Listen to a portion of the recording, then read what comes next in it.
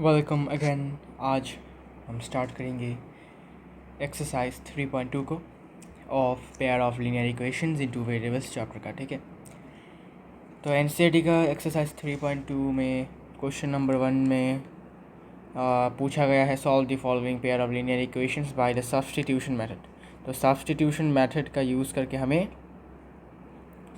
कुछ questions given है, pair of linear equations हैं, उनको हमें सॉल्व करना है।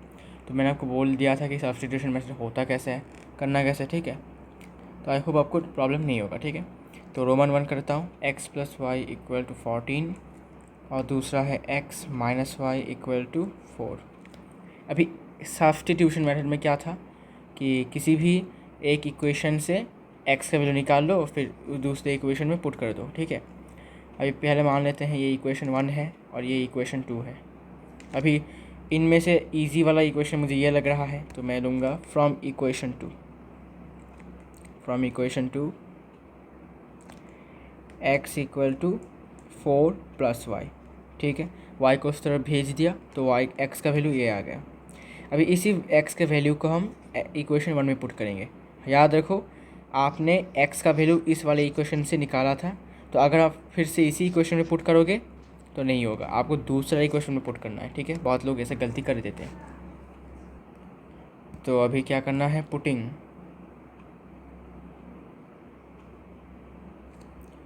x = 4 + y इन इक्वेशन 1। ठीक है, इक्वेशन 1 में पुट कर दिया तो x के जगह पर होगा 4 + y और बाकी का सेम टू सेम रहेगा, है ना। तो यहाँ से हमें 2y मिल गया = 10, फिर यहाँ से y मिल गया 5। ठीक है, तो y का वैल्यू हमें मिल चुका है 5। अभी y का वैल्यू जो 5 है ये हम किसी भी इक्वेशन में पुट कर सकते हैं। ठीक है, ये वाला में पुट कर सकते हैं, ये वाले में पुट कर सकते हैं, ये वाले में पुट कर सकते हैं। तो आपको रिकमेंड करूँगा कि इस वाले में पुट करोगे तो अच्छा होगा, बिकॉज इसका वैल्यू जो है छोटा है। ठीक है, तो लिखो अभी putting the value y = 5 in equation 2। Putting y = 5 in equation 2। ठीक है भाई, तो y को इस वाले इक्वेशन पुट करने के बाद क्या मिलेगा, तो x = 4 + y की जगह पर 5। तो यहाँ से x का वैल्यू आ जाता है हमारा 4 + 5 9। तो x का वैल्यू मिल चुका है 9 और y का वैल्यू मिल चुका है 5। ठीक है, तो दिस आर द सॉल्यूशंस। तो यहाँ पर सॉल्व करने के लिए बोला है, हमने सॉल्व कर लिया है। ठीक है, तो सब्स्टिट्यूशन मेथड से हमने इसको सॉल्व कर लिया है। बहुत ही आसान सा ये क्वेश्चन था। तो आंसर्स भी मिला लेते हैं, मैं मिला लेता हूँ आंसर। मैं एक्सरसाइज 3.2 का 9,5। ओके, तो आंसर मिला लिया है, आंसर एकदम परफेक्ट है, गलती की कोई गुंजाइश नहीं है। ठीक है, अभी हम बात करेंगे क्वेश्चन नंबर 1 के रोमन 2 के बारे में। रोमन 2 के बारे में बात करते हैं। रोमन 2 s - t = 3 और दूसरा है s/3 + t/2 = 6। ठीक है, क्या करना है, फिर से इसको इक्वेशन 1 मानना है, इसको इक्वेशन 2 मानना है। तो इजी वाला इक्वेशन मुझे ये लगा है, तो यहाँ से मैं किसी भी एक वेरिएबल का बराबर वाला वैल्यू निकाल लेता हूँ। सो फ्रॉम इक्वेशन 1 s का वैल्यू निकाल लेता हूँ 3 + t। ठीक है, अभी इसी वैल्यू को कहाँ पर पुट करेंगे, इसी वैल्यू को हम दूसरे इक्वेशन में पुट करेंगे, मतलब इक्वेशन 2 में पुट करेंगे। पुटिंग s = 3 + t इन 2। ठीक है, 2 में पुट कर दिया। करने के बाद यहाँ पर s की जगह पर होगा 3 + t / 2, 3 + t/2 = 6, है ना। तो s की जगह पर हमने ये वैल्यू पुट कर दिया। तो एलसीएम ले लो, यहाँ पर एलसीएम 6 होगा, तो ये होगा 2 × 3 + t और ये होगा 3t = 6। तो ये होगा 6 + 2t + 3t equal to 6 into 6 36। फिर यहाँ से ये होगा 5t इक्वल टू 30 और फिर यहाँ पर t का वैल्यू हो जाएगा 6। तो t का वैल्यू मिल चुका है हमें 6। ओके, बहुत ही आसानी से। अभी t का वैल्यू तो 6 है, किसी भी इक्वेशन में पुट कर दो। तो इस वाले इक्वेशन में पुट कर देते हैं, इस वाले इक्वेशन में, इक्वेशन 1 में, क्योंकि ये आसान लग रहा है। Now putting t equal to 6 in equation 1। तो पुट कर दिया इसको, s माइनस 6 इक्वल टू 3, मतलब s का वैल्यू हो जाएगा 9। ठीक है, s का वैल्यू हो जाता है 9। This is the answer. ठीक है, तो बहुत ही सिंपल सा है। फिर रोमन 3 आप खुद करोगे, आसान है, सिंपल बात है, कोई टफ़ नहीं है। ठीक है, सप्लीमेंट्री मेथड टफ़ नहीं है, बस थोड़ा सा आपको ध्यान रखना है। ओके, रोमन 3 आपका होमवर्क रहेगा। रोमन 4 करके देता हूँ, देखो कैसे करना है। ऐसे डेसिमल टाइप के क्वेश्चंस को कैसे सॉल्व करना है, ये देखो। 0.2x plus 0.3y equal to 1.3 है ना। और दूसरा इक्वेशन है 0.4x plus 0.5y equal to 2.3। Okay, पहले जैसा इसको इक्वेशन 1 और इसको इक्वेशन 2।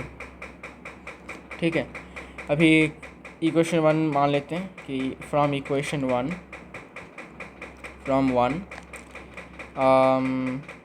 इसको सबको, क्योंकि डेसिमल में है तो हम फ्रैक्शन में लिख लेते हैं। तो 2x by 10 plus 3y by 10 equal to 13 by 10। ठीक है भाई, अभी क्या करेंगे, सिंपल है, एलसीएम ले लो। एलसीएम होगा 10, तो ये रहेगा 2x प्लस 3 ही, और ये 13 बाई 10। ठीक है, अभी 10 और 10 कैंसिल हो जाएगा, होने के बाद हमें एक नया इक्वेशन मिल जाएगा, 2x plus 3y equal to 13। ठीक है, तो पॉइंट से हट गया ये, तो पॉइंट से हट गया तो अब आसानी हो जाएगा हमें सब्स्टिट्यूट करने का। अभी क्या करोगे, यहाँ से x का वैल्यू निकालो। x का वैल्यू होगा 13 minus 3y divided by 2। Okay, अभी इसी वैल्यू को दूसरे इक्वेशन में पुट कर दो। अच्छा, अभी दूसरा जो इक्वेशन है, putting x equal to 13 minus 3y divided by 2 in equation, in 2 लिख देता हूँ। ठीक है, डायरेक्ट इन 2। सो 2 में पुट करने के बाद क्या आता है देख लेते हैं। पहले आपको इक्वेशन 2 को थोड़ा सजा कर लिखना है, देखो कैसे। 4 बाई 10 फ्रैक्शन में लिखना है। ठीक है, सबको 4x by 10 plus 5y by 10 equal to 23 by 10। ठीक है, एलसीएम ले लो फिर से। एलसीएम होगा 10, 4x plus 5y divided by LCM है 10 इक्वल टू 23 बाई 10। 10 कैंसिल, तो ये होगा 4x plus 5y equal to 23। अब जाके तुम आसानी से x का वैल्यू इसमें पुट कर दो। ठीक है, कोई प्रॉब्लम नहीं होगा। It implies 4 into 13 minus 3y divided by 2 plus 5y equal to 23। ये और ये कैंसिल, 2 रहेगा। Now 2 into 13 is 26 minus 2 into 3y is 6y minus 6y plus 5y equal to 23। तो ये होगा माइनस y और ये होगा इस तरफ जाएगा तो माइनस 3। तो यहाँ से वैल्यू आ जाता है y का 3, y का वैल्यू 3 आ जाता है यहाँ से। ओके, अभी y का वैल्यू 3 को हम इक्वेशन 1 में पुट कर देते हैं। ठीक है, इक्वेशन 1 में पुट कर सकते हो या फिर यहाँ पर भी पुट कर सकते हो, आपकी मर्ज़ी। इसको इक्वेशन 3 मान लेते हैं। ओके, यहाँ पर भी पुट कर सकते हो, आसानी होगा। देखो, पुटिंग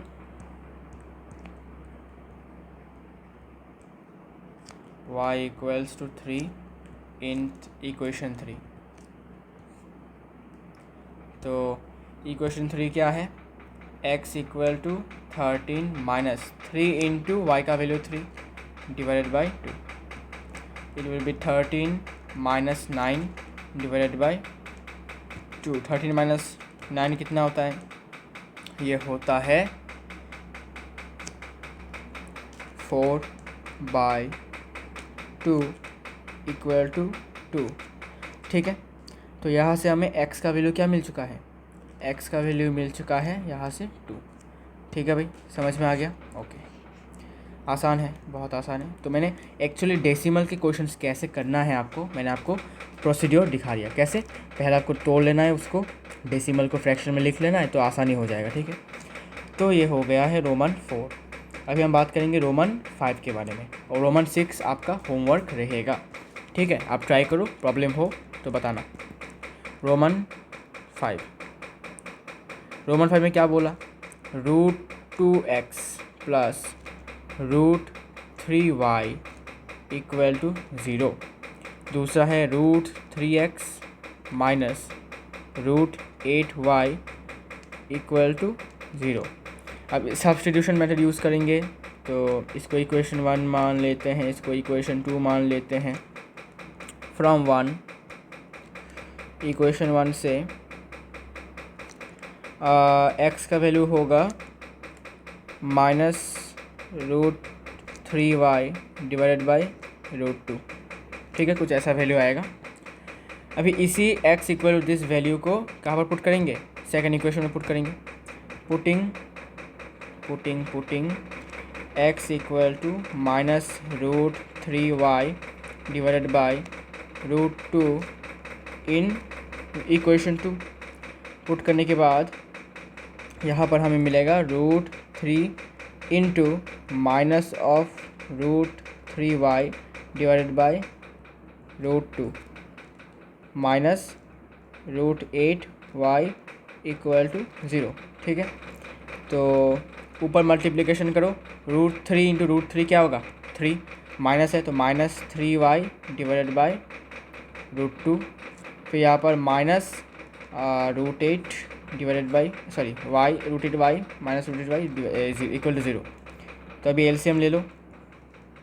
एलसीएम होगा √2, तो ये होगा माइनस 3y माइनस √2 और √8 कितना होता है? √16y।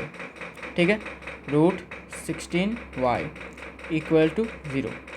अभी √2 जो है, ये जो √2 है, ये क्रॉस मल्टीप्लिकेशन होगा 0 के साथ, तो 0 के साथ क्रॉस मल्टीप्लिकेशन होने के बाद 0 ही रहेगा। माइनस 3y माइनस, अभी मुझे बताओ 16 का स्क्वायर रूट क्या होता है? तो आप बोलोगे 16 का स्क्वायर रूट होता है 4, तो 4y इक्वल टू 0। ठीक है, इसके बाद यहाँ से माइनस 7y इक्वल्स टू 0, और यहाँ से y का वैल्यू आ जाता है 0। ठीक है, y का वैल्यू 0 हो जाएगा, because 0 by minus 7 is 0। Okay, तो रोमन 5 का y का वैल्यू आ जाता है 0। अभी क्या करेंगे? y का जो वैल्यू 0 आया है, इसको हम किसी भी इक्वेशन में पुट कर सकते हैं। ठीक है, इसको, ये हमारा एक आंसर है। अच्छा, y इक्वल टू, इसको हम इसमें पुट कर सकते हैं। ठीक है, इसको इक्वेशन 3 मान लेते हैं। पुटिंग y इक्वल्स 0 इन इक्वेशन 3। ठीक है, पुट कर दिया, तो क्या आएगा? x equal to minus √3 into 0 divided by √2। तो ऊपर का क्या होगा? ऊपर का 0 डिवाइडेड बाई √2। तो एनीथिंग 0 को अगर हम किसी भी नंबर से डिवाइड करते हैं, तो हमें आंसर में क्या मिलता है? आंसर में मिलता है हमें 0। ठीक है, तो x का वैल्यू आ जाएगा हमारा 0, and this is the answer. Okay, तो x और y दोनों का वैल्यू 0 है। रोमन 6 आपका होमवर्क रहेगा। हम अभी क्वेश्चन 2 की तरफ बढ़ते हैं। टाइम कितना हुआ है? रात के 11 बज के कुछ बजे। Okay, no problem.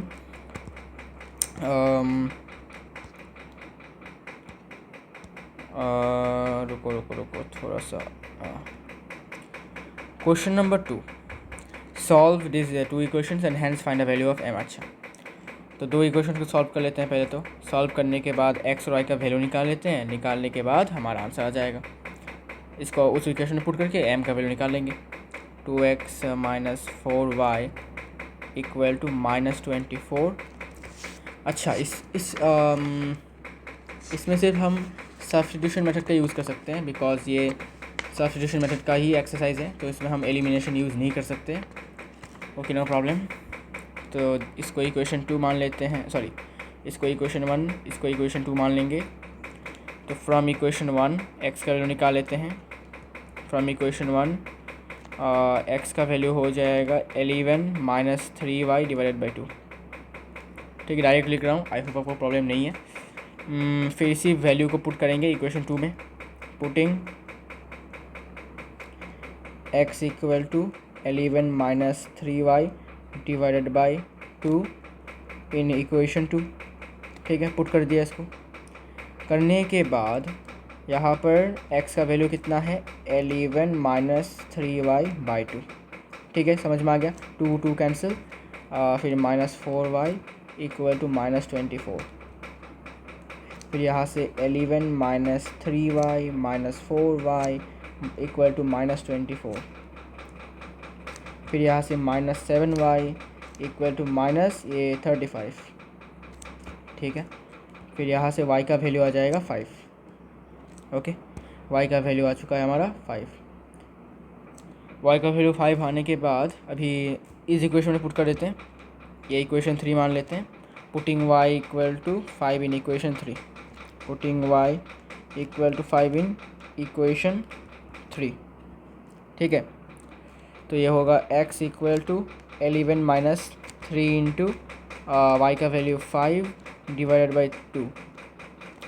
तो ये होगा 11 माइनस 15 मतलब -4 बाई 2 मतलब -2।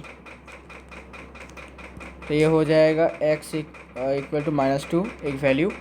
अभी क्या करना है, दूसरा एक इक्वेशन गिवन है, देखो नाउ एक इक्वेशन गिवन है, देखो y equal to mx plus 3। यहाँ से हमें m का वैल्यू निकालना है। कैसे निकालोगे, y का वैल्यू पता है, x का वैल्यू पता है, पुट कर दो। तो ये इम्प्लाइज y का वैल्यू 5 m इंटू -2 प्लस 3। फिर ये हो जाएगा 2 equal to -2m। From here m's value is equal to -1। ठीक है, समझ में आ गया होगा आपको। आसान सा लीनियर इक्वेशन था, वैल्यू पुट किया। इसमें लिख दो since y equal to 5 and x equal to -2। ठीक है, क्यों हुआ ये इसलिए, ठीक है, आपको याद कर लेना है। ठीक है, तो क्वेश्चन नंबर 2 हो चुका है। Now question number 3, very very important question. Question number 3 के जितने भी क्वेश्चन थे सारे के सारे इंपॉर्टेंट हैं, आपको समझना है कि कैसे होगा आंसर। ओके, चलिए तो क्वेश्चन नंबर 3 की तरफ बढ़ते हैं। चलिए इको फ्रेंडली बन जाते हैं। Question number 3, form the pair of linear equation for the following problems and find the solution bye substitution method. Okay, substitution method का यूज़ करना है। रोमन 1 करते हैं। The difference between two numbers is 26 and one number is 3 times the other. Find them. दो number है, ठीक है, दोनों नंबर्स को मान लेते हैं, x और y है। Let the two numbers be x and y। ठीक है, दोनों नंबर्स को मान लेते हैं, एक नंबर x है, दूसरा नंबर y है। अभी क्वेश्चन के अनुसार, अकॉर्डिंग टू द क्वेश्चन क्या बोला गया है, देखो the difference between two numbers. ठीक है, मतलब x और y जो है इसका जो डिफरेंस है, मतलब सब्सट्रैक्शन करेंगे तो हमें 26 मिलेगा। और इस क्वेश्चन का और एक पार्ट है also one number is 3 times the other. तो मान लेते हैं x जो है एक नंबर है, ये इसका वैल्यू जो बराबर है ये 3 टाइम्स। अच्छा, दूसरे नंबर को जब हम 3 से मल्टीप्लाई करेंगे तब जाके हमें x का वैल्यू मिलेगा। मतलब कि अगर मान लेते हैं आपके पास है 2 मैंगोस, सॉरी 2 नहीं, रुको 2 नहीं 8 मैंगोस है आपके पास, ठीक है, और मेरे पास है 2 मैंगोस। ठीक है, तो अगर मैं आपको पूछूं कि मुझे और कितने मैंगोस मतलब मुझे और कितना मेरे साथ और कितना मल्टीप्लाई करने के बाद मुझे तुम्हारे बराबर मैंगोस मिलेंगे। ठीक है, मतलब मैं 2 के साथ क्या इंटू करूँ ताकि मुझे 8 मिले। तो आप बोलोगे भाई 2 के साथ मैं 4 इंटू करूँगा तो मुझे 8 मिलेगा। ठीक है, मतलब कि y के साथ अगर हम और 3 को मल्टीप्लाई करते हैं, जब हम 3 के साथ मतलब y के साथ 3 मल्टीप्लाई करेंगे तब जो वैल्यू हमें मिलेगा वही वैल्यू बराबर होगा x के। ठीक है, तो y एक नंबर है, उस नंबर में हमने 3 मल्टीप्लाई किया, जो वैल्यू मिला वो दूसरा नंबर के बराबर है। ठीक है, समझ में आ गया? That one number is 3 times the other, दूसरे नंबर का 3 गुना के बराबर होता है एक नंबर। ठीक है, हमने उस नंबर को मान लिया x है, तो x इक्वल टू 3y। ठीक है, ओके। अभी देखो यहाँ पर x का वैल्यू 3y है, तो अगर इस x के वैल्यू को यहाँ पर हम पुट करेंगे तो यहाँ से हमें y का वैल्यू मिल जाएगा। तो यहाँ पर लिख दो भाई 3y minus y equal to 26, 2y equal to 26, y का वैल्यू 13। ठीक है, तो एक नंबर मिल गया हमें 13 है। तो दूसरा नंबर क्या होगा? दूसरा नंबर देख सकते हो यहाँ पर क्लियरली देख सकते हो 3y, मतलब 13 इंटू 3 अगर हम करते हैं तब जाके हमें दूसरा नंबर मिलेगा। तो क्या करोगे यहाँ पर x equal to 13 in 3 into 13 means 39। ठीक है, तो ये दूसरा नंबर है 13 और 39। ठीक है, सब्स्टिट्यूशन का हमने यूज़ किया है। ठीक है ना, आई होप आपको इसमें कोई डाउट नहीं है। ओके, आपको कोई डाउट यहाँ पर नहीं है। फिर से रिकैप करता हूँ, 2 नंबर्स हैं, बोला गया है कि अगर इसका इन दोनों नंबर्स का अगर हम डिफरेंस करते हैं, डिफरेंस मतलब क्या? सब्सट्रैक्शन करते हैं तो हमें 26 मिलता है। ओके, और एक नंबर जो है वो दूसरे नंबर में 3 गुना करने के बाद जो वैल्यू मिलेगा उसके बराबर है। ठीक है, मतलब x equal to 3 times of y। फिर यहाँ पर x का वैल्यू हमें 3y मिल चुका है, तो इस x की जगह पर हम 3y लिख सकते हैं because it is equal to. लिखा हमने, लिखने के बाद यहाँ से हमें y का वैल्यू मिला। ठीक है, y का वैल्यू 13 मिला।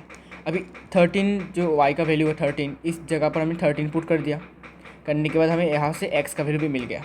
ठीक है, तो नंबर्स क्या क्या है? Numbers are 39 and 13। ठीक है, जो 2 नंबर्स थे वो क्या क्या है? 39 and 13। Now Roman 2, the larger of 2 supplementary angles exceeds the smaller by 18 degrees. Okay, let the 2 supplementary angles be x and y. 2 supplementary angles को मान लेते हैं x और y है, क्योंकि भाई ये लीनियर इक्वेशन इन 2 वेरिएबल है, तो यहाँ पर एक वेरिएबल लेने से हमारा काम नहीं होगा। Let the 2 supplementary angles be x and y। ठीक है, x और y है दोनों सप्लीमेंट्री एंगल्स। अभी क्वेश्चन के अनुसार देखो क्या बोला गया है। क्वेश्चन के अनुसार the larger of the 2 supplementary angles exceeds the smaller by 18 degrees. मान लेते हैं x जो है वो बड़ा सप्लीमेंट्री एंगल है। अगर हम इससे छोटे को माइनस करेंगे तो सिर्फ 18 डिग्री का हमें मतलब 18 डिग्री से ज़्यादा है। मतलब देखो जो x है उसका वैल्यू बराबर है 18 प्लस वाई के बराबर, तो y को उस तरफ लेके जाएंगे तो x minus y equal to 18। मतलब सिंपल भाषा में बोलूँ तो जो बड़ा है, ये सपोज बड़ा सप्लीमेंट्री एंगल है, इसका जो वैल्यू है यह हमें कब मिलेगा, कैसे मिलेगा? अगर हम छोटे में और भी ज़्यादा और 18 डिग्री को ऐड करेंगे, 18 डिग्री ज़्यादा ऐड करेंगे तब जाकर हमें x का वैल्यू मिलेगा। ठीक है, इस इक्वेशन से हम क्या कर सकते हैं? अच्छा, इसको कैसे लिखा गया है किताब में देख लेता हूँ।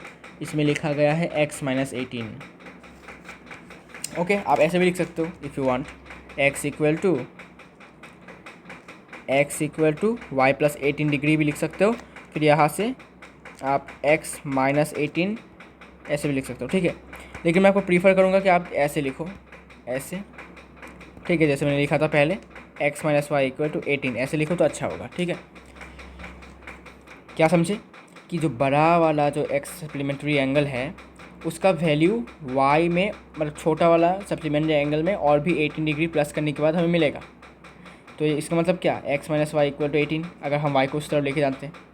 ठीक है, तो यहाँ से हम क्या करेंगे, अभी x का वैल्यू निकाल लेते हैं जो कि होगा 18 प्लस वाई।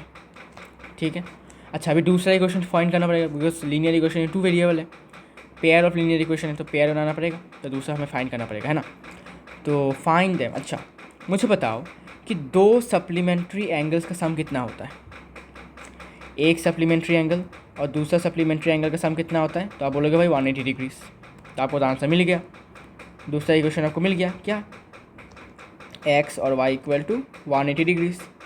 अगर यहाँ पर हमें कॉम्प्लीमेंट्री बोलता कॉम्प्लीमेंट्री एंगल्स अगर बोलता तो क्या होगा, 180 की जगह पर 90 हो जाता, है ना। लेकिन क्योंकि सप्लीमेंट्री बोला है और हमें क्या पता है सप्लीमेंट्री एंगल्स का सम क्या होता है 180, तो ये एक सप्लीमेंट्री एंगल है, ये भी एक सप्लीमेंट्री एंगल है, तो इनका सम क्या होगा 180 के बराबर होगा बस। अभी यहाँ से x का अच्छा अभी क्या करेंगे, x का जो वैल्यू ये है ये इस वाले इक्वेशन में पुट कर दो। ठीक है, तो ये होगा 18 प्लस वाई इक्वल टू 180, फिर यहाँ से 2y इक्वल टू 180 माइनस 18, फिर यहाँ से y equal to 162 divided by 2 मतलब 81। तो y का वैल्यू जो है वो 81 आ रहा है, 81 डिग्रीज। ठीक है, तो ये तो आंसर मिल चुका है हमें y का वैल्यू। ठीक है, अभी हमें x का वैल्यू कैसे फाइंड करेंगे, अरे सिंपल है, इस वाले इक्वेशन में y का वैल्यू पुट कर दो 81। तो now x equal to 18 plus y, 18 plus 81 और ये हो जाएगा 99। तो x का वैल्यू क्या आ जाता है, x का वैल्यू आ जाता है 99 डिग्रीज। तो ये और एक आंसर मिल गया हमें। ठीक है, तो सब्स्टिट्यूशन मेथड का यूज़ करके हमने कर लिया हमने। ठीक है, आसान सा क्वेश्चन था, बस आपको दूसरा जो इक्वेशन था वो आपको फाइंड करना था। पहला इक्वेशन तो क्वेश्चन में था, दूसरा इक्वेशन नहीं था, आपको सोचना था इसको बस। ठीक है, ओके नाउ क्वेश्चन नंबर 3 का रोमन 3। क्वेश्चन नंबर 3 में बोला गया है the coach of a cricket team buys 7 bats and 6 balls for this rupees and later she buys. Okay, मान लेते हैं let the cost of 1 bat be ₹x। मान लेते हैं एक बैट का जो कॉस्ट है ₹x है और द कॉस्ट ऑफ 1 बॉल जो है वो y है, क्योंकि दो वेरिएबल चाहिए तो दो वेरिएबल हमने लिए। ठीक है, अच्छा अभी क्या होगा, अकॉर्डिंग टू दी क्वेश्चन क्या लिखा है देखो, अकॉर्डिंग टू दी क्वेश्चन क्या लिखेंगे, बोला गया है कि 7 बैट्स और 6 बॉल्स का जो प्राइस है, ठीक है, उनका जो सम करेंगे तो ₹3800 आएगा। मुझे बताओ अगर एक बैट का प्राइस अगर x रुपीज़ है तो 7 बैट्स का कितना होगा, आप बोलोगे 7x। वैसे ही अगर मैं बोलूँ अभी 3 बैट्स का कितना होगा फिर, तो आप बोलोगे 3x। ठीक है ना, आसान है। तो 7 बैट्स का प्राइस कितना होगा 7x, इसका प्राइस और 6 बॉल्स, एक बॉल का प्राइस y है तो 6 बॉल्स का कितना होगा 6y। तो 6y का बॉल का प्राइस को अगर हम ऐड करेंगे तो ₹3800 आएगा। ठीक है, ये इक्वेशन मिल चुका है। यहाँ से x का वैल्यू निकाल लो, 3800 माइनस 6y डिवाइडेड बाई 7। ठीक है, तो यहाँ से x का वैल्यू मिल चुका है। तो 7 क्रिकेट बैट्स का जो प्राइस है और 6 क्रिकेट बॉल्स का जो प्राइस है उनका अगर हम सम करेंगे तो टोटल हमें इतना खर्चा आ रहा है।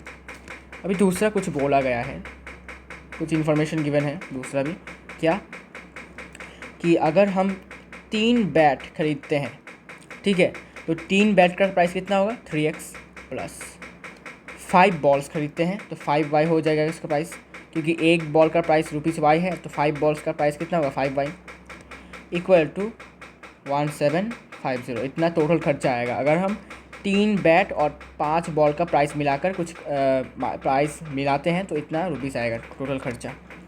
अभी क्या करेंगे, x का जो वैल्यू ये है इसको यहाँ पर पुट कर दो। So it will be 3 into 3800 minus 6y divided by 7 plus 5y equal to 1750. फिर ये मल्टीप्लिकेशन होगा भाई, बहुत ज़्यादा लेंदी प्रोसेस है ये। तो मल्टीप्लिकेशन करने के बाद ये होता है 11400 minus 18y divided by 7 plus 5y equal to 1750। फिर 1400 माइनस 18y एलसीएम लिया तो ये होगा 35y divided by 7 equal to 1750। फिर इसको क्रॉस मल्टीप्लाई कर दो 11400, फिर ये होगा प्लस 17y होगा ना ये, हाँ भाई 17y equal to cross multiplication करने के बाद 12250। अभी क्या होगा, माइनस कर दो, माइनस करने के बाद 850 आता है। यहाँ से y का वैल्यू क्या होगा 50, ठीक है, y का वैल्यू आएगा 50। तो ये एक आंसर है। अभी y का वैल्यू 50 जो है ये किसी भी इक्वेशन में पुट कर सकते हो, तो इसको मैं इस वाली इक्वेशन में पुट कर देता हूँ। यहाँ पर x equal to 3800 minus 6 into 50 divided by 7, 3800 minus 300 divided by 7, 3500 divided by 7, और x का वैल्यू आता था 500। Is it okay? 500 होगा क्या ये? हाँ, x का वैल्यू होगा 500, ठीक है, x का वैल्यू होगा 500 और y का वैल्यू रुपीज़ ओनली 50। तो एक बैट का प्राइस है 500 और एक बॉल का प्राइस है रुपीज़ 50, ठीक है, समझ में आ गया। सब्स्टिट्यूशन मेथड से हमने निकाल लिया। अभी रोमन 4 में क्या बोला गया है, Roman 4 the taxi charges in A city consist of a fix charge together the charge for the distance okay for a distance 10 kilometre से ओके। बोला गया है कि जब भी, मान लेते हैं सिंपल सा एग्जांपल लेता हूँ, जब भी आप टैक्सी का उपयोग करोगे, बैठोगे टैक्सी में, तब आपको एक फिक्स्ड चार्ज देना पड़ेगा हमेशा, ठीक है, ये ऑलवेज है फिक्स्ड चार्ज। साथ ही साथ हर एक किलोमीटर के लिए, ठीक है, हर एक किलोमीटर के लिए आपको कुछ एक्स्ट्रा चार्ज भी देना पड़ेगा, एक्स्ट्रा चार्ज पर किलोमीटर, ठीक है। तो फिक्स चार्ज कब होगा, हमेशा जब आप गाड़ी में बैठोगे, टैक्सी में बैठोगे, आपको फिक्स चार्ज देना पड़ेगा। और जितना किलोमीटर आप चलोगे, अगर 1 किलोमीटर तो एक्स्ट्रा चार्ज कुछ होगा, 2 किलोमीटर होगा तो इसका एक्स्ट्रा चार्ज कुछ होगा। इसका सम जो होगा ना, वही होगा आपका टैक्सी का फेयर, टोटल फेयर, ठीक है। तो हमने क्या किया, मान लेते हैं जो फिक्स्ड चार्ज है उसको हमने x मान लिया, रुपीज़ एक्स, ₹x, और जो यू कैन से कि चार्ज पर किलोमीटर है, चार्ज पर किलोमीटर ₹y पर किलोमीटर, ठीक है। तो हर एक किलोमीटर के लिए जो चार्ज है उसको हमने ₹y मान लिया, और जो फिक्स्ड चार्ज है जो हमेशा हमें भरना पड़ता है, ठीक है, जब भी हम टैक्सी में बैठेंगे, वो ₹x मान लिया। अभी क्वेश्चन को पढ़ो और समझो। According to the question the taxi charge in city consist okay for a distance of 10 kilometre, 10 kilometre distance के लिए जो चार्ज था वो था ₹105 एंड फॉर डिस्टेंस ओके। तो देखो 10 किलोमीटर के लिए, ठीक है, जो चार्ज देना पड़ा वो ₹105 है। मतलब कि जब आप टैक्सी में बैठे होंगे तो आपको फिक्स चार्ज देना पड़ा होगा, क्योंकि आप टैक्सी में बैठे होंगे। फिर आपने 10 किलोमीटर चार्ज लिया, 10 किलोमीटर ट्रैवल किया, तो चार्ज पर किलोमीटर कितना है, टोटल क्या है 10। मतलब कि पहले तो आप टैक्सी में बैठे, टैक्सी में बैठने के तुरंत बाद आपको फिक्स चार्ज देना पड़ेगा हमेशा। फिर आपने कितना किलोमीटर ट्रैवल किया, 10 किलोमीटर ट्रैवल किया। तो 10 किलोमीटर के रिस्पेक्ट पर जो चार्ज है ना पर किलोमीटर, वो कितना होगा, अगर 1 किलोमीटर का चार्ज जो है, पर किलोमीटर का चार्ज अगर ₹y है तो 10 किलोमीटर का कितना है, आप बोलोगे ₹10y, तो यहाँ पर होगा 10y। तो इसका फेयर और इसका फेयर जो टोटल फेयर कितना है, 105 है। ठीक है, मतलब इसका जो फेयर हुआ होगा और इसका जो फेयर हुआ होगा उसका सम करने के बाद टोटल फेयर हमें 105 देना पड़ा। ठीक है, मतलब जब आप टैक्सी में बैठे होंगे तो आपको फिक्स चार्ज को देना पड़ा होगा। फिर आपने 10 किलोमीटर ट्रैवल किया तो चार्ज पर किलोमीटर जो होगा आपका 10y हो जाएगा, ₹10y, प्लस आपका फिक्स चार्ज हमेशा रहता है। टोटल फेयर कितना मिला आपको, 105। मतलब इसका कुछ होगा वैल्यू, इसका कुछ वैल्यू होगा, फिर आपको टोटल वैल्यू 105 देना पड़ा। मतलब फिक्स चार्ज कुछ होगा हमेशा, प्लस आपने कितना किलोमीटर ट्रैवल किया उसके ऊपर डिपेंड करके 10y होगा। अगर यहाँ पर 5 किलोमीटर ट्रैवल किया होता तो 5y होता। ठीक है, तो हर एक किलोमीटर के लिए एक चार्ज है, उस चार्ज को हमने ₹y माना था। ठीक है, 1 किलोमीटर के लिए ₹y, तो 10 किलोमीटर के लिए कितना होगा, आसान है, ₹10y। ठीक है, तो टोटल फेयर कितना है, 105। यहाँ से x का वैल्यू निकाल लो, 105 माइनस 10y। अभी ऑल्सो फिर क्या किया आपने, फिर से 15 किलोमीटर आपने ट्रैवल किया। ठीक है, तो फिक्स चार्ज कुछ रहा होगा x, अभी चार्ज पर किलोमीटर कितना होगा, 15y होगा। क्यों भाई, बिकॉज 1 किलोमीटर के लिए चार्ज था ₹y, अभी हमने 15 किलोमीटर ट्रैवल किया तो कितना होगा, 15y। ठीक है, 15y, और टोटल फेयर कितना आया, 155। अभी क्या करेंगे, इस x के वैल्यू को यहाँ पर पुट कर देंगे, करने के बाद ये हो जाएगा 105 minus 10y plus 15y equal to 155। फिर यहाँ पर ये होगा 5y equal to 50, 5y equal to 50। यहाँ से y का वैल्यू आ जाएगा 10। तो चार्ज पर किलोमीटर कितना है, हर एक किलोमीटर के लिए चार्ज कितना है, ₹10। ठीक है, हर एक किलोमीटर के लिए चार्ज है ₹10।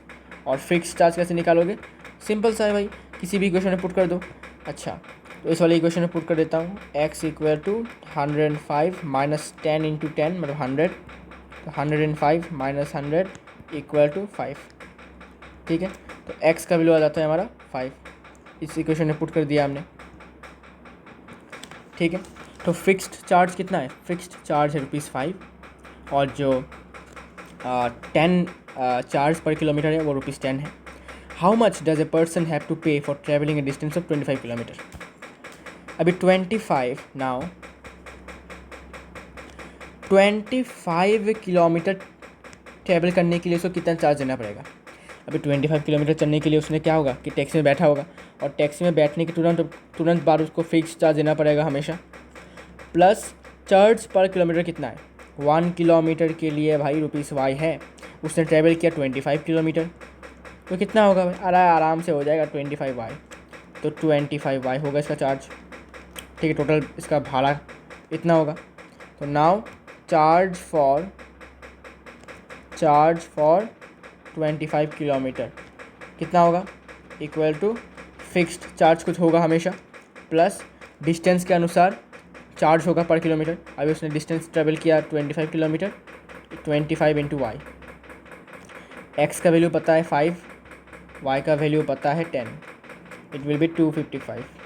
ठीक है, इतना चार्ज होगा, इतना रुपीस का हमारा चार्ज होगा, इतना भाड़ा देना पड़ेगा। ठीक है, सिंपल सी बात। इसके बाद रोमन 5 में चले जाते हैं। तो रोमन 5 में बोला गया है कि एक फ्रैक्शन जो है वो 9/11 बन जाता है अगर हम न्यूमरेटर और डिनोमिनेटर में दोनों को ही 2 से ऐड करते हैं, और 3 को अगर हम न्यूमरेटर डिनोमिनेटर ऐड करेंगे तो ये फ्रैक्शन 5/6 हो जाएगा, फाइनल फ्रैक्शन। तो हमने क्या किया कि न्यूमरेटर को x मान लिया, डिनोमिनेटर को y मान लिया। तो मुझे बताओ अभी फ्रैक्शन क्या होगा, अगर न्यूमरेटर x है, डिनोमिनेटर y है, तो फ्रैक्शन क्या होगा, x/y। कॉमन सेंस वाली बात है, न्यूमरेटर अगर x है, डिनोमिनेटर y।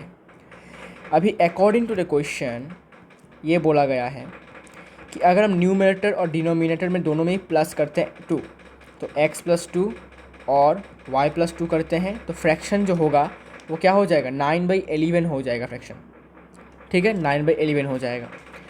तो यहाँ से 11x + 22 इक्वल टू 9y + 18। फिर यहाँ से x का वैल्यू निकाल लो,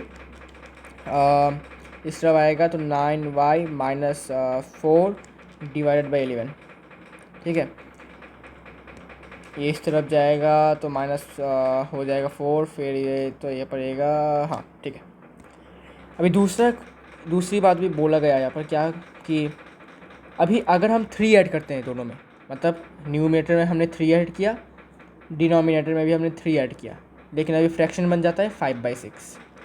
तो क्या करेंगे, इसको लिखो ऐसे 6x + 18 इक्वल टू 5y + 15, ठीक है। अभी x की जगह पर वैल्यू पुट कर दो, तो 6 × 9y - 4 डिवाइडेड बाई 11 + 18, अच्छा 18 को रहने दो, सब कुछ तरफ लेके जाता हूँ, 5y - 3 हो जाएगा, ठीक है। तो यहाँ से ये होगा 54y - 24 बाई, अच्छा बाई देने की ज़रूरत नहीं है, 11 को क्रॉस मल्टीप्लाई करके इधर लेके जाऊँगा, तो 55y - 33, ठीक है। क्या किया, पहले इसको मल्टीप्लाई किया, फिर 11 को क्रॉस मल्टीप्लाई करके इसके साथ मल्टीप्लाई किया, तो हमें ये वैल्यू मिल गया, ठीक है, डायरेक्ट कर लिया थोड़ा सा। तो यहाँ पर हमें इस तरफ आएगा तो -y, उस तरफ जाएगा तो -9 आएगा, हाँ -9। तो यहाँ से y का वैल्यू आ जाएगा ओनली 9, ठीक है। तो y का वैल्यू मिल चुका है 9, ठीक है। तो डिनोमिनेटर हमारा 9 मिल चुका है। अभी न्यूमरेटर कैसा होगा, किसी भी इक्वेशन में पुट कर देता हूँ, अभी इस इक्वेशन में पुट कर देता हूँ, तो x इक्वल टू 9 × 9 - 4/11, 81 - 4/11, 77/11, तो x इक्वल टू 7, ठीक है। तो x इक्वल टू 7 आ गया हमारा वैल्यू। तो न्यूमरेटर क्या है, x/7। लेकिन हमें न्यूमरेटर डिनोमिनेटर नहीं पूछा, हमें फ्रैक्शन पूछा है। तो फ्रैक्शन क्या होगा, फ्रैक्शन क्या था, सॉरी फ्रैक्शन क्या था भाई, फ्रैक्शन था x/y, x का वैल्यू 7, y का वैल्यू 9, तो फ्रैक्शन क्या होगा 7/9। समझ में आ गया होगा आपको, सिंपल सा है भाई, इतना टफ नहीं है, बस आपको दिमाग लगाना है अच्छे से, दिमाग को शांत करके आपको सोचना है, ठीक है। तो रोमन 4 हो चुका है, रोमन 5 हो चुका है, रोमन 6 करेंगे, ठीक है। 12:23 हो चुका है, तो ये लास्ट, वैसे भी लास्ट क्वेश्चन है, फिर हमारा एक्सरसाइज ख़त्म हो जाएगा, चिंता वाली बात नहीं है, ठीक है। And I am sorry for the background noise, ये मेरे फ़ैन का जो शोर है, बिकॉज पता नहीं क्या हो गया, फ़ैन का ये आवाज़ ऐसे करता है ये। Roman 6. 5 years hence, the age of Jacob will be 3 times that of his son. 5 years ago, Jacob's age was 7 times that of his son. What are their present ages? तो क्या करना है, मान लेते हैं जैकब का जो प्रेजेंट एज है, let the present ages of Jacob and his son be x and y years, ठीक है। मान लेते हैं जैकब का जो एज है, प्रेजेंट एज है, वो x है, और उसका जो बेटा जो है उसका प्रेजेंट एज है y, ठीक है। क्वेश्चन के अनुसार, according to question, 5 years hence मतलब 5 साल बाद, 5 years हैंस मतलब 5 साल बाद। तो 5 साल बाद जैकब का एज कितना होगा, जैकब्स एज, तो 5 साल बाद जैकब का एज क्या होगा, प्लस होगा x + 5, क्योंकि वो बुढ़ा हो जाएगा, 5 साल बड़ा हो जाएगा। वैसे ही क्योंकि जैकब का भी 5 साल बड़ा हुआ, मतलब वो 5 साल ज़्यादा बड़ा हो जाएगा, वैसे ही उसका सन भी क्या होगा, वो भी तो बड़ा होगा ना, हाँ भाई y + 5 होगा, वो भी दोनों में ही +5 होगा, बिकॉज 5 साल बाद की बात है ये, 5 साल बाद की बात है ये, ठीक है। ये जो बातें हैं ये 5 साल बाद की है। तो 5 साल बाद जेकब का एज प्लस होगा 5, और उसका बेटे का भी एज प्लस होगा 5, ठीक है। अच्छा, अभी और एक गिवन है कि अगर 5 7 नहीं रुको, ऑल्सो, हाँ अच्छा इतना है, तो 5 साल बाद इनका एज कुछ ऐसा होगा, लेकिन अकॉर्डिंग टू द क्वेश्चन ऐसे लिखो, यहाँ पर लिखो नाउ, इसमें लिखो अकॉर्डिंग टू द क्वेश्चन 5 साल बाद जैकब का जो एज होगा उसका 3 गुना जो होगा, मतलब उसका जो 3 गुना होगा वो उसके बेटे का एज के बराबर होगा। मतलब कि उसका जो बेटे का एज होगा उसमें अगर हम 3 गुना कर देंगे तो हमें जैकब का एज मिलेगा। ठीक है, अभी आप बोलोगे कि भाई हमें तो बोला है कि जैकब का एज में 3 टाइम्स करने के बाद उसका बेटे का एज मिलेगा। नहीं भाई, देखो लीनियर इक्वेशन 2 वेरिएबल में समझो, ये बाप है, ये बेटा है। अगर हम बाप में ही फिर से 3 मल्टीप्लाई करेंगे तो जाहिर सी बात है भाई बेटे का बहुत ही ज़्यादा कम आ जाएगा। ठीक है ना, बेटे का एज बहुत ज़्यादा कम आ जाएगा। देखो हमने बेटे में मल्टीप्लिकेशन क्यों किया 3 से, बिकॉज बाप का एज ऑलरेडी बेटे से ज़्यादा है। तो दोनों साइड्स को बैलेंस करने के लिए 3 को हमने बेटे के साथ मल्टीप्लाई किया। लेकिन एक्चुअली जैकब के में लिखा, देखो the age of Jacob will be 3 times that of his son. ठीक है, जो जैकब का एज होगा, बाप का जो एज होगा वो बेटे के बाप का जो एज होगा उसका 3 गुना एज बेटा का होगा। ऐसा कुछ क्वेश्चन में गिवन है। लेकिन समझने के लिए ये समझो कि बैलेंस करने के लिए ज़रूरी है कि हम उसके बेटे के साथ 3 मल्टीप्लाई करें ताकि बाप का एज बेटे का एज बराबर हो। क्योंकि भाई इक्वेशन का मतलब क्या होता है, left hand side right hand side बराबर होना। तो according to the question x+5 equal to 3 times of y+5। फिर यहाँ से x का वैल्यू निकाल लो। x का वैल्यू होगा यहाँ पर होगा x का वैल्यू, रुको, 3y प्लस 15 माइनस 5 हो जाएगा, मतलब 3y प्लस 10, 3y प्लस 10। ठीक है, इसके बाद बोला गया है 5 ईयर्स एगो। अगर 5 साल बाद की बात करेंगे, सॉरी 5 साल पहले की बात करेंगे, 5 ईयर्स एगो, तो 5 साल बाद जैकब का एज कितना होगा, x-5, क्योंकि 5 साल पहले की बात है तो उनका एज क्या होगा, कम होगा, x-5। और उसका बेटे का एज कितना होगा, वो भी तो कम होगा ना, वो भी छोटा होगा। 5 साल पहला छोटा मतलब क्या, y-5 होगा।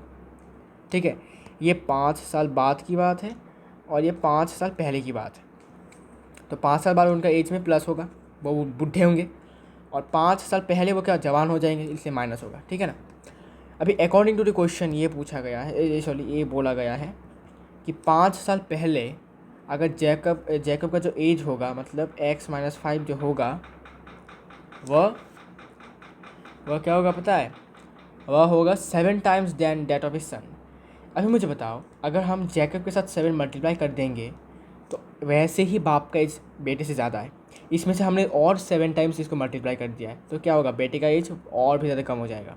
इसलिए दोनों साइड को बैलेंस करने के लिए 7 को हम जैकब के साथ नहीं बल्कि उसके बेटे के साथ मल्टीप्लाई करते हैं ताकि दोनों साइड्स क्या हो जाएं, बैलेंस्ड हो जाएं। और बैलेंस्ड होने से ही हमें क्या होगा, आंसर भी मिलेगा।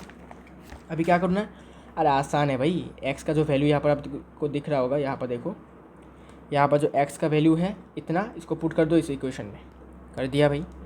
तो 3y plus 10 minus 5 equal to, ये मल्टीप्लाई करो 7y माइनस 35, तो इस तरफ आएगा तो माइनस 4y, फिर ये इस तरफ जाएगा तो माइनस 35, ये होगा माइनस 5 मतलब 40, minus 4y equal to minus 40, तो y का वैल्यू आ जाएगा 10। तो y का वैल्यू मिल चुका है 10, और 10 y कौन सा था भाई, बेटे का एज। ठीक है, तो बेटे का प्रेजेंट एज क्या है, 10 ईयर्स। ठीक है, बिकॉज y को हमने किसको माना था, y हमने माना था बेटे का एज। ठीक है, बेटे का प्रेजेंट एज। अभी जैकब का एज कैसे निकालोगे, किसी भी इक्वेशन में पुट कर दो। इस वाले इक्वेशन पुट कर देता हूँ। ठीक है, इस वाले इक्वेशन पुट कर देता हूँ, तो x equal to 3 into 10 plus 10 means 30 plus 10 equal to 40। तो बाप का मतलब जैकब का एज कितना है, 40 ईयर्स। ठीक है, तो जाहिर सी बात है कि बाप का एज ऑब्वियसली बेटे से बड़ा होगा। तो कॉमन सेंस क्या कहता है कि अगर हम इसमें 3 से मल्टीप्लाई करेंगे तो बाप का एज वैसे भी बेटे से हमेशा बड़ा ही होगा। इसमें से अगर हम और 3 से मल्टीप्लाई करेंगे तो ऑब्वियसली बात है इसका वैल्यू ज़्यादा हो जाएगा और बेटे का एज कम हो जाएगा। इतना कम हो जाएगा कि 1 हो सकता है, ऐसा हो सकता है। ठीक है ना, लेकिन हमें तो भाई बैलेंस करना है दोनों को, क्योंकि बस इक्वेशन है, इक्वेशन में लेफ्ट हैंड साइड और राइट हैंड साइड बराबर करना पड़ता है, बराबर होना पड़ता है। इसलिए कॉमन सेंस का यूज़ करके हमने इसको 3 टाइम्स मल्टीप्लाई किया। एक स्ट्रेटेजी होता है, ठीक है, कॉमन सेंस करने का। ठीक है, अगर आपको दिखे कि बाप और बेटा का एज है तो हमेशा बेटे के साथ इसको मल्टीप्लाई किया करो। ठीक है, क्योंकि बाप का एज ऑलरेडी बेटे से बड़ा होता है, ज़्यादा होता है, इसलिए बेटे में हम इसको मल्टीप्लाई कर देते हैं, ठीक है, in order to balance the both sides, ठीक है। तो ये था ये वाला एक्सरसाइज, छोटा सा एक्सरसाइज था, एक ही वीडियो में हमने इसको ख़त्म कर दिया, बिकॉज भाई ज़्यादा पार्ट्स बनाना मुझे अच्छा नहीं लगता, बिकॉज एक ही एक्सरसाइज को अगर हम तोड़ मरोड़ के भाई 3 पार्ट बना लूँगा तो कैसे होगा, है ना। तो नेक्स्ट एक्सरसाइज भी छोटा मोटा ही है, एलिमिनेशन मेथड, सब्स्टिट्यूशन मेथड, आराम से हो जाएगा। तो मिलते हैं नेक्स्ट वीडियो में। तो अभी बात बज चुके हैं रात के 12:31